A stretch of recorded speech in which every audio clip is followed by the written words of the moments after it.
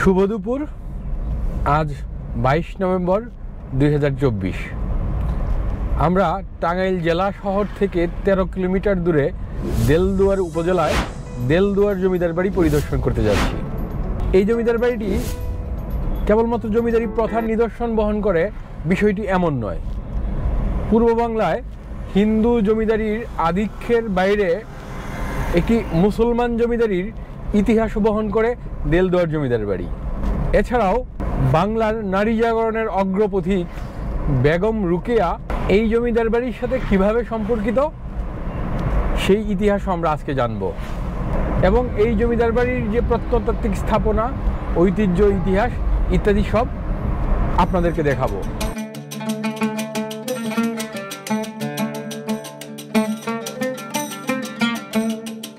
টাঙ্গাইল জেলা শহরে বেশ কয়েকটি মুসলিম জমিদার বাড়ি আছে।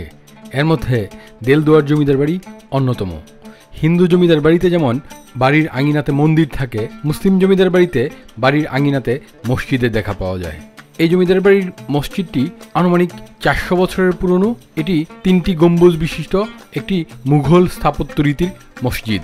মসজিদের সামনেই রয়েছে পুরনো আমলের একটি দিঘি এবং তাদের পারিবারিক কবরস্থান।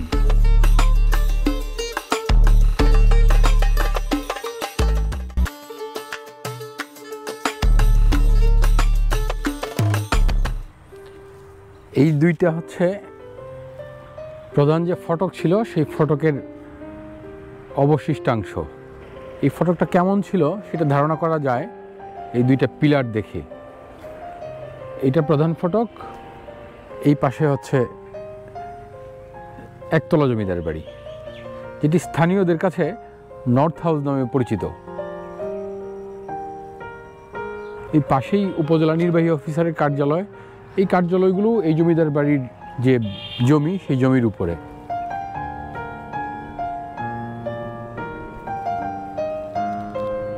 বাইরের অংশ দেখার পর আমরা যখন ভিতরে প্রবেশ করতে যাব তখনই বিপত্তি দেখা দিল। অনেক ডাকাডাকির পর ভিতর থেকে একজন সাড়া দিলেন।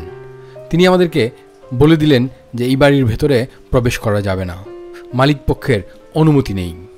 এটা একটা প্রাইভেট প্রপার্টি। এইখানে মালিক পক্ষের কেউ থাকে না, কিন্তু তারা কাউকে এখানে প্রবেশ করতে দেয় না। আগে শুনতাম যে এইখানে প্রবেশ সহজ ছিল, কিন্তু তারা এখন এই পুরো আঙিনাটাকে রেস্ট্রিক্ট করে ফেলছে এই যে কাটা তার দিয়ে। এখানে তারা কাউকে অ্যালাউ করছে না, যদিও তারা এখানে থাকেন না, তারপরেও অ্যালাউ করছেন না। আমরা অনেকক্ষণ ডাকাডাকি করার পর ভিতর থেকে একজন সাড়া দিলেন। তার নাম হচ্ছে মিস্টার দুলাল। তিনি এই বাড়ির কেয়ারটেকার। তিনি আমাদেরকে জানালেন যে মালিক পক্ষ কাউকে ভিতরে ঢুকতে দেয় না। এবং আমি যখন বললাম যে আপনি একটু মালিক পক্ষের সাথে আমাকে কথা বলিয়ে দেন, তিনি এটাতে অপারগতা প্রকাশ করলেন যে মালিক পক্ষকে তিনি হুটহাট ফোন দিতে পারেন না। অর্থাৎ সেই জমিদারি ভাবটা তাদের আছে এখনও। আমি খুব দুঃখের সাথে বলছি, এই ক্ষেত্রে ব্যতিক্রম হচ্ছেন যেমন গাঙ্গাটিয়ার যে জমিদার মানববাবু কিশোরগঞ্জের, তিনি ওই জমিদার বাড়িতে এখনও অবস্থান করেন এবং দর্শনার্থী গেলে তাদেরকে উনি সময় দেন, আপ্যায়নও করেন। গাঙ্গাটিয়া যে বাজার, সেই বাজারে যে একটা মিষ্টির দোকান, সেই মিষ্টির দোকানটা চলেই মূলত মানববাবুর বাসার মিষ্টি সরবরাহ করে। অর্থাৎ তিনি আনন্দের সাথে শুধু দর্শনার্থীদেরকে তার জমিদার বাড়ি ঘুরিয়ে দেখান এইটিও নয়, উনি মিষ্টি মুখ করান প্রত্যেকটা দর্শনার্থীদেরকে। আমি এর আগেও গাজীপুরের একটি মুসলিম জমিদার বাড়িতে গিয়ে এরকম ঘটনার মুখোমুখি হয়েছিলাম। এটা আপনারা জানেন যে পূর্ববঙ্গে প্রায় 5000-এর মতো বা 4000+ মতো জমিদার বাড়ি ছিল। এর মধ্যে খুব অল্প সংখ্যক মুসলিম জমিদার বাড়ি ছিল। আমি এই সময়ে এসে সেই জমিদারি প্রথা বিলুপের 70-75 বছর পরে এসে যতগুলো মুসলিম জমিদার বাড়ি ভিজিট করেছি, অভিজ্ঞতা খুবই তিক্ত। যাই হোক, আপনাদেরকেও অনুরোধ করব এই জমিদার বাড়িতে এসে আপনারা নিরাশ হয়েন না। এইখানে আপনারা কোনো কিছুই দেখতে পারবেন না।